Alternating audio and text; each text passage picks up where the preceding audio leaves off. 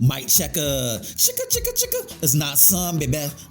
Yeah, a one time, baby. What for your mind, baby? Yeah, we gon' shine, baby. And what we do, we gon' grind, baby. Yeah, what? And this is another episode, sold of Swingers After Dark. And this is your host, not some, baby. Here we go. You know, have you ever been around a group of people or a particular person, and every time they see you, they got something smart to say? They have a joke.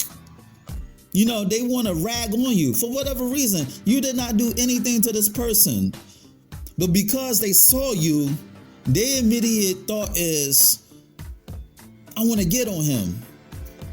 I want to ridicule on whatever you have on. Or whatever you're doing. And you know, when somebody do shit like that one time, like once in a blue, it's like, all right, cool. He just busting my balls. He just busting my chops. You know, he just being funny. And because you don't want to come across as sensitive or insecure, you brush it off. You like, all right, whatever. It just, you know, boys being boys. Or that person has just been an asshole at the time. You feel me? Or you could just clap back. If you have the gift of gab, you could roast the shit out of that person too. So they won't have to roast you again, because they know that if they try to roast you, they're going to get that work. But when somebody try to joke on you over and over and over and over again to the point where they try to embarrass you in front of a crowd in public, that's when you got to leave them the fuck alone. Because those are the type of people that try to bring you down, to lift themselves up. Because they don't have shit going for themselves. And because they see something in you that you don't even see in yourself, they try to bring you down along with them like crabs in a bucket, like crabs in a barrel. You feel me? And you may be shining. You may be swagging. Your swag is 100%. And when people see you shining, they want to dim your light. They want to try to eclipse your shine. But because you're the sun, it will never get dark. It's still going to be light outside. And that's how you got to be when you deal with haters. But the way of spotting a hater, when somebody always got something smart to say, they don't congratulate you on anything. You feel me? When somebody say something slick about you, they the first one laughing. And not only they the first one laughing, they laughing hard. But where's that energy when I'm successful? And those are the type of people, they'll whisper your success, but they'll speak loud when they see you fail. You feel me? They'll speak loud when they see you fail. It's like a tree. A tree grows in silence. But when you chop that bitch down, the whole forest is going to hear that shit. And that's how people, you know, that's how haters deal with people who are more successful than them. And that's how you can spot a hater. You know, it's like if I write a book and I tell them about it, they may say, well, you're not a William Shakespeare. They may say, well, it's 500 pages. It's probably 500 pages full of pictures. Like shit like that. They try to downplay on your accomplishments, your achievements, because they ain't shit. They ain't going anywhere in life. You understand me? And it's like a hater would make you feel that you're fucked up. It would make you feel insecure. But it's really because they see something in you that they don't even see in themselves, or they see something in you that you don't even see in yourself. They see that you possess something great. But because you don't know how to separate a hater from an associate, you don't even know whether this hater is giving you constructive criticism or this person just being an asshole.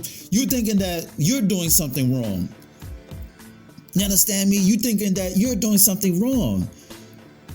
And you become doubtful rather. Yes, you become doubtful of yourself. You don't have that confidence anymore because somebody stole your confidence away from you, because you don't know how to differentiate a hater from somebody who gives you constructive criticism. You don't know the difference.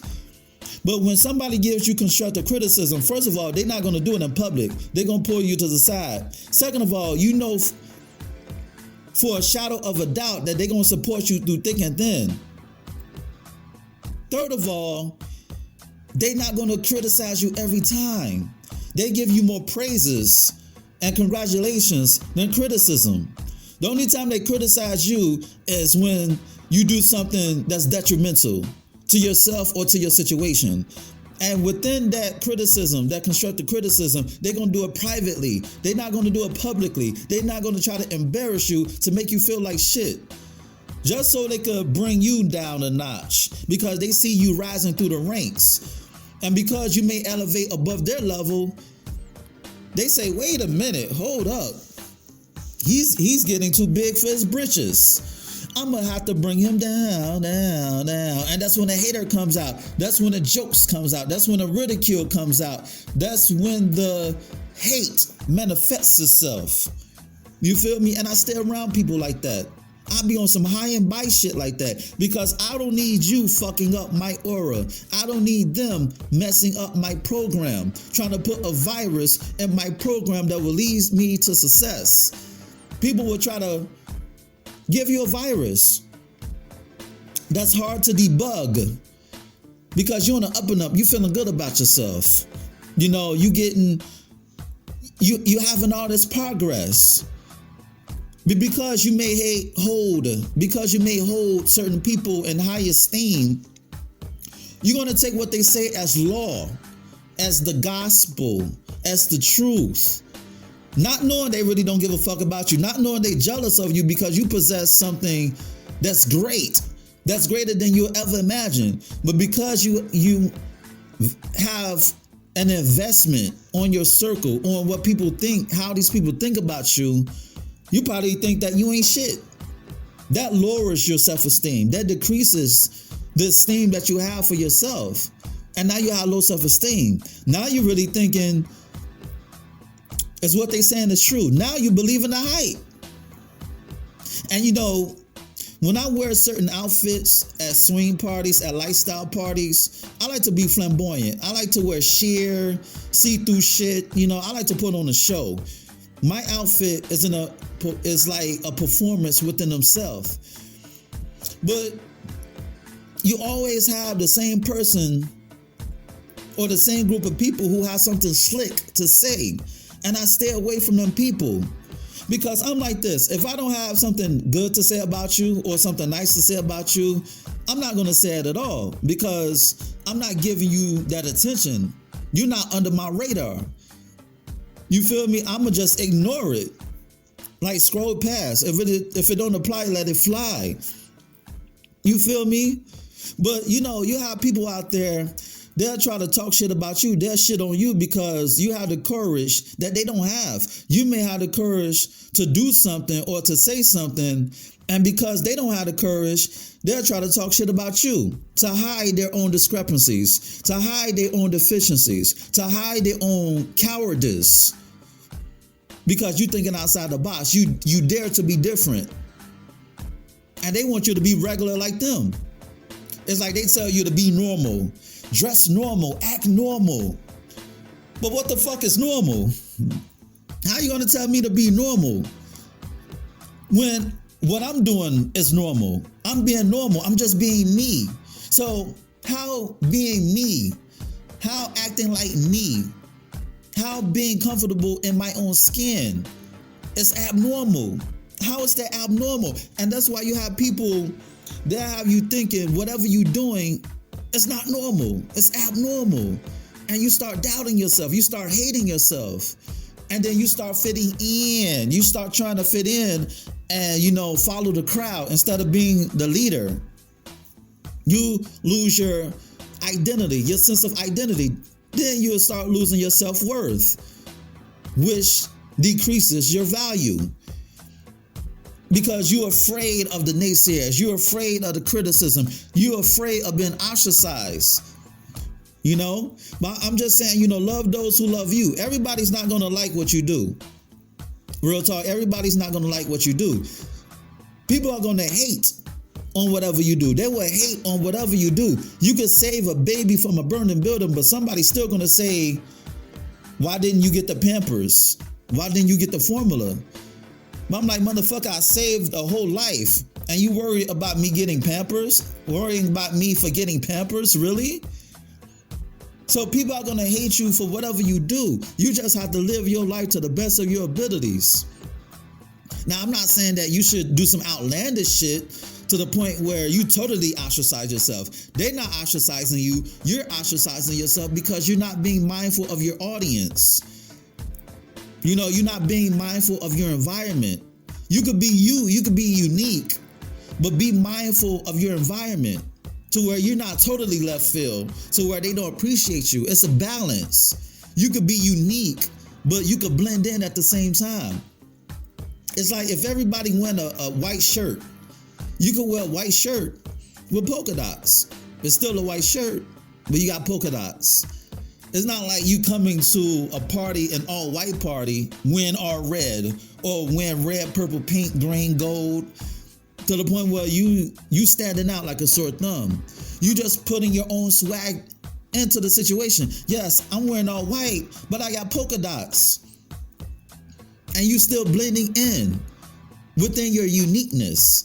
But don't go to totally left field to the point where you're oblivious of your audience and they don't appreciate your uniqueness. You want to get it to a point where you know your audience to the point where you know how to push the envelope to where you're not going so far in the deep end that you losing the war before you get to the fucking battle. And that's why you got to check the temperature of your surroundings, of your circle. And when you find your circle, then you could just let it hang. But if you're not sure of the circle, then blend in until they get used to you. And then they could appreciate your uniqueness. Sometimes you gotta, it's like you can't feed steak to a baby. Babies cannot digest steak. You have to give them baby food. And just like how when babies get into the world, they start crying because they're not used to the new light. They're not used to the new world. They've been in the womb for 8-9 months and they're used to the darkness. But because they're new to the world, they new to the light, they're going to start crying. They're going to start rebelling against it. And that's how people think. That's how people are when they come across something different, when they come across something new. They start fighting against it. So you have to give them your uniqueness, little pieces, little bits at a time. If you want to fit in and do your thing. If you don't give a fuck, then just do you. But if you want to be mindful of your audience, you have to give them a little bit at a time. You have to give them sips instead of the whole picture. Because if you're going to give them the whole picture, all they're going to do is vomit whatever you get them because they're full. But if you're going to give them sips at a time, they're going to keep coming back for more. They're going to keep coming back for more when you give them sips. But when you give them the whole picture, they're going to get full to the point where they don't want any of whatever you have anymore. They're done with you. So it's all about balance. In life, it's all about balance. You know, you can't give somebody too little. You can't give somebody too much. You just got to balance it out. And you got to figure out your formula of your uniqueness that blends in seamlessly to the point where it doesn't look like you trying too hard, to the point where it doesn't seem like you trying to be extra, to the point where it seems like you just starving for attention. It's going to be to the point where when they see you, they're going to be like, he just being him. She just being her. You feel me? It's all about balance, baby. It's all about balance. And knowing what works for you and knowing what doesn't work for you and knowing if it works for you, does it fit the situation and the environment and the people involved? And like everything in life, you have to know your audience. You got to know who you're marketing to. You got to know your market. When you sell yourself, you got to know your market, baby. It's no different from business. This whole world is a big old commerce. You know, everything that you do is a transaction, even when you don't even know or believe it's a transaction. Everything you do is a transaction and money doesn't have to be involved. You know, what is currency? Currency is energy. And you don't want to give people the wrong energy. You want to give them the right energy so they can feel you instead of misunderstanding you. And on that note, this has been another episode of Swingers After Dark, and this is your host, Not Son, baby. Check out my website at www.notsonblaze.com. That's www.nahsunblaze.com. And check out my ebook, You, Me, Us, Them, The Swinger Manifesto. It's on Nook, Kindle, iBooks, Google Play. Go get it. Shoot me an email at swingpodcast@gmail.com. That's swingpodcast@gmail.com. Hit me up with any questions or concerns that you may have. Rate, share, subscribe, and comment on this podcast. You dig. And on that note, until next time, peace.